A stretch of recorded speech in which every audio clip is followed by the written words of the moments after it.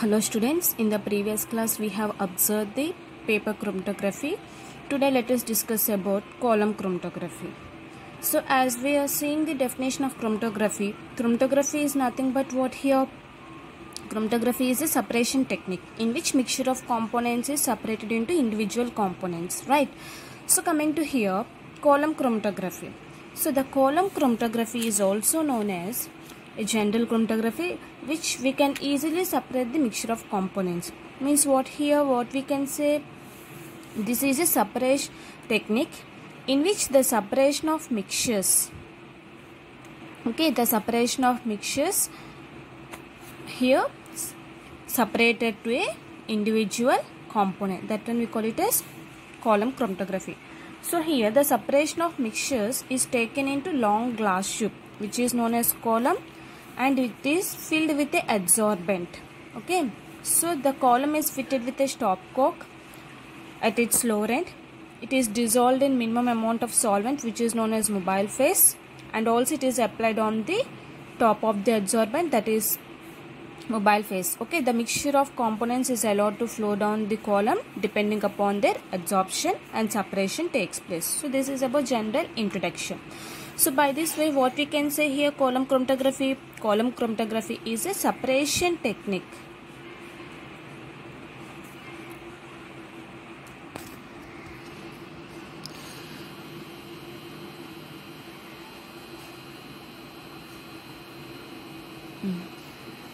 Column chromatography is a separation technique in which mixture of components is taken into a long glass tube is known as column. So this is nothing but column chromatography. So coming to here, let us discuss about principle. So what is the principle of column chromatography? So as we have seen in the previous class, the column chromatography depends mainly on what here? Adsorbent. So what is the adsorbent? On the surface of the solid, it is whether liquid or gas is going to adsorb, means nature of the surface, we call it as adsorbent. So coming to here, it depends upon the mainly adsorption, we can say adsorbent, or we can say adsorption chromatography.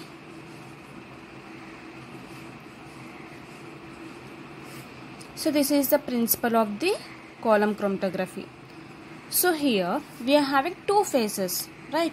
Which one we call it as stationary phase and mobile phase. Stationary phase is nothing but immobilized phase, we call it as stationary. Moving phase we call it as mobile phase. So coming to here, stationary phase. So let us look at the diagram here.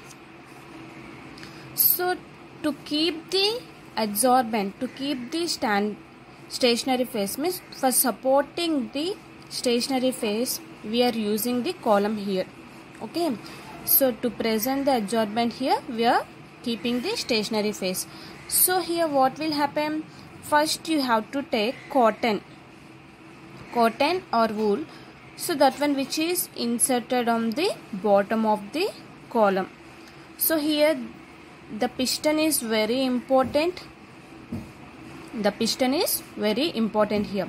So coming to here, what happens here, the cotton whatever we are taking, so it is in not a uniform. It will not be in the uniform motion. So coming to here, we have to place the cotton in the bottom of the column slowly. After that, to whatever solvents we are adding to the column, that should be in the uniform, but the cotton is not in uniform now, so that's why we'll add the sand here. So which is a solid. So the sand, the surface, we can say surface here. So after adding this, what happens? So you have to add the adsorbent. So adsorbent means we can take it as silica gel, aluminum. So this all we can add here.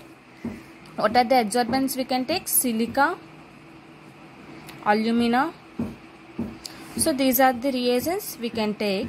So generally these two are in dry. Okay, the silica when you add, alumina powder if you add, they are powders. So which is dry. So always in a column, the adsorbent whatever you are taking, it should be in a wet. So then what you will add?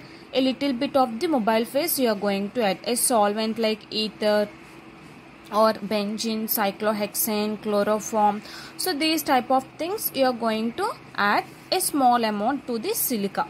Okay, then the adsorbent what we are taking here, it is wet. Then after that you have to take mixture of the components. You are taking mixture of the components. Next what will happen? Again if you add solvent, you are going to add solvent, it is going to become the here individual components. So now what is the stationary phase here? The stationary phase is adsorbent here. So adsorbent consists of what here? Silica or alumina, or we can use different types of material like CaCO3, CaSO4, MgCO3. So these are the things we can use as a stationary phase. And coming to mobile phase, what we can take here? The most commonly used in column chromatography is here is nothing but only silica and alumina. Okay. So coming to here, what we can use here? Mobile phase, ether, benzene, toluene. So these are the things we are going to use. So this is the general principle of the adsorption. So here the silica or alumina whatever you are taking, it is going to adsorb. You are taking a solid. So again it is solid is present. The solid is going to present on the solid surface. And solid again what we are adding? Mobile phase. Then it will become wet, no? So that it is a mobile phase, no? So the mobile phase is going to add to the here sand. This is about principle. Now let us go to procedure.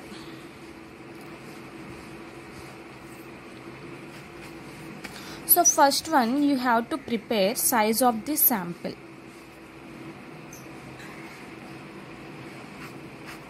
So what we have to prepare first of all? Size of the sample or column, which is known as adsorbent. Okay, you have to be aware of the size of the column. So in this size of the column, so let us see here, the size, the column should be very long. It should have very long narrow tube.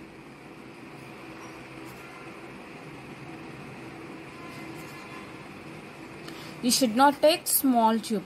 Why? Because here if you take small, the mobile phase, the solvent whatever it is adding to this column, it is not fitted here.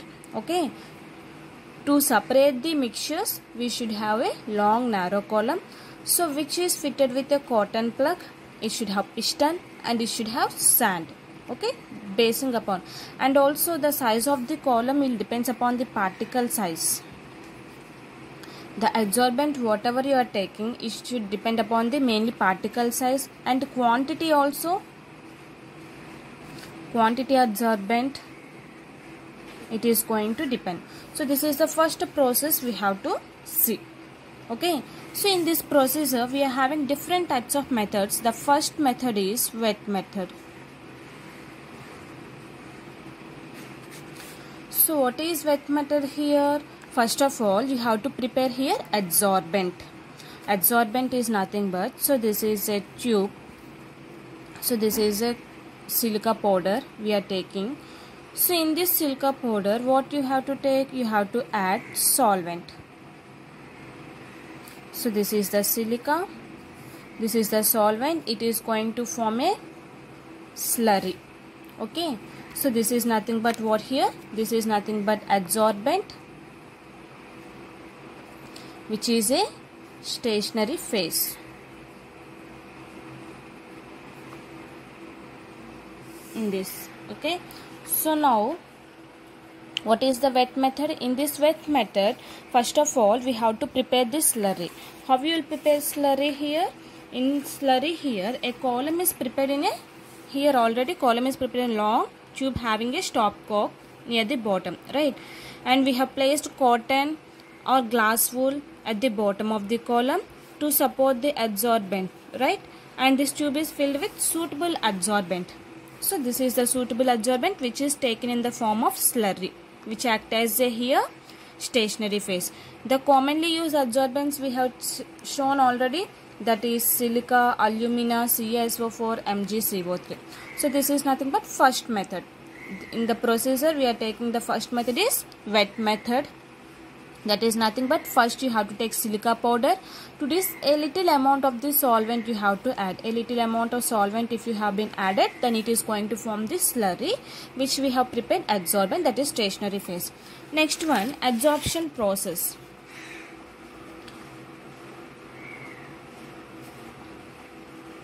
What is the second one we are having? Adsorption process. So means what here? Adsorption process means the sample what we have prepared, it should be added in the form of a liquid. Okay. So in the form of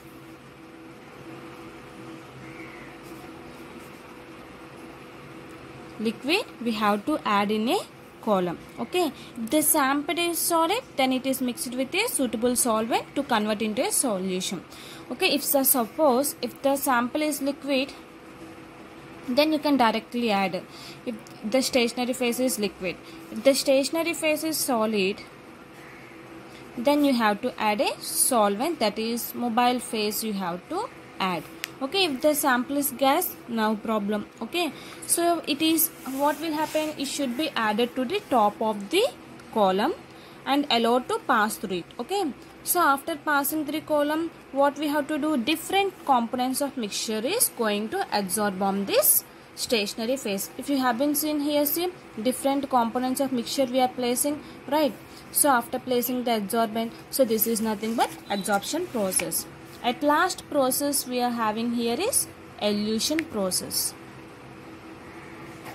So what is elution? So to remove the solvent, okay, to remove the solute from the stationary phase, that one we call it as what here? Elution process. So this is what happens here, the extraction of adsorbent components from the adsorbent. Okay, with the help of solvent we call it as eluent. So what we can say here, in a adsorbent already the mixture of components is adsorbing. So means what we can say here, this is the extraction of process. Then with the help of solvent it is separating, no. So this one we call it as eluent. With the help of mobile phase we are separating the components, that one eluent. The solvent is added to the portion of the mixture which enters the column. So this acts as a mobile phase, and here some of the eluents, whatever eluents we are using here, petrolithium, hexane, benzene, so these are we are using. The weakly adsorbed means which is in polar. Here the adsorbent is in polar. The stationary phase whatever we are taking, so it is in polar, as we have discussed in the partition chromatography. So the partition chromatography is nothing but what here, it depends upon solubility and polarity. So by this what we can say here, the polarity is nothing but what, if more polar, then the separation is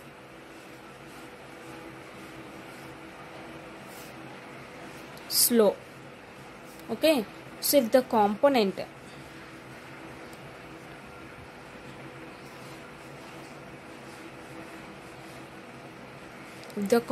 is more polar, then the separation is slow. If it is less polar, then the separation is very fast. So why it is very slow? Why we can say it is very slow? Why? Because here in the adsorbent, the mixture of components, if the mixture of components is in polar nature, then what happens, it will attract towards the adsorbent, means it is having more affinity here. Because of that reason it is very slow. If there is a less polar in nature, we can easily separate this molecule. So this is nothing but elution process. Okay. So coming to here, let us see the step by step the procedure. So first what we have to do here, the first we have to take the column which is inserted with a cotton. So what is the purpose of using the glass or cotton wool. So what is the purpose of using this one is nothing but here. So here the glass wool, from the outside we are adding the solvent and adsorbent. So the atmosphere will be having different types of gases. To remove that gases, to get the purity of the compound, we are using the cotton or glass wool. Okay, so this is the purpose of using the cotton. So now first step what we have seen here. The first step we are adding the solvent to the adsorbent. Okay, so here next what happens, already adsorbent is present here. So let us say this is a adsorbent. So to this adsorbent, mixture of components is there. After that what we have added, solvent. So adsorbent is present and here solvent we are added. So after adding solvent, then what happens, the mixture of components will become like this. The separation is going to start in the second process. And after that what happens, slowly the colored components. So this is a, let us take, this is a colored. So these are the colored. So the colored one layer we are going to separate from the column. After 5 minutes, again the second layer. Okay, this can easily diffuses fast. Why? Because it is a non-polar nature and it is having low molecular weight also, high molecular weight also. Because of that it is going to separate the fast of the component. The next one is going to stick on the adsorbent. Again if you add solvent, what happens, again it is coming down bottom and it is going to separate as a second component. So this is the general procedure of the column chromatography. Okay, so what are the applications? Let us see here.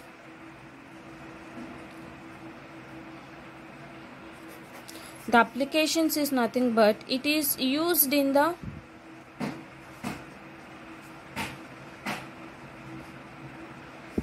separation of mixtures,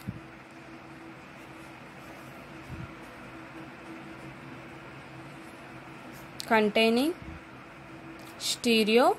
Stereoisomers is nothing but here which is having a 3-dimensional space. Okay, so it contains the stereoisomers. So separation of mixtures containing stereoisomers. Okay, so it is having some space now when you are using. So those type of things we call it as stereoisomers. And it is used in testing the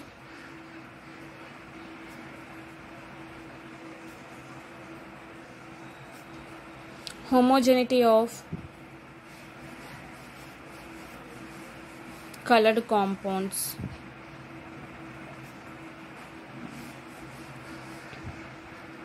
Okay, so means what, homogeneity means same type of compounds. So here we can easily separate colored compounds. Now we cannot separate the colorless compounds. Why? Because we don't know the color.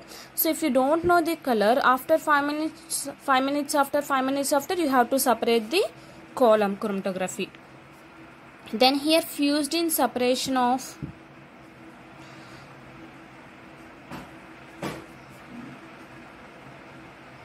plasma cortisol. So here fused in separation of plasma cortisol. So means what, here the separation whatever we are using,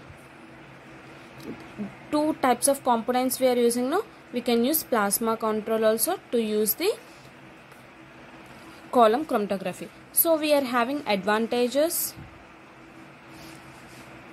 and disadvantages.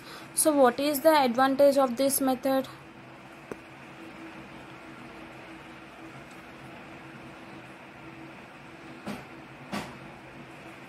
So the advantage of this method, we can say here the advantage, it can easily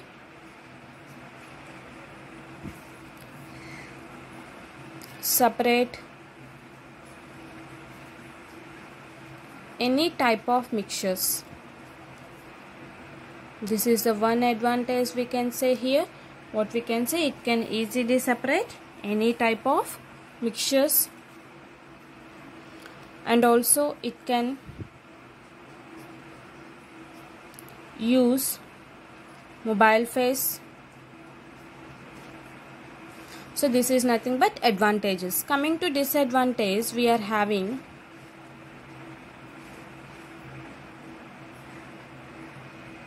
it is a time consuming process.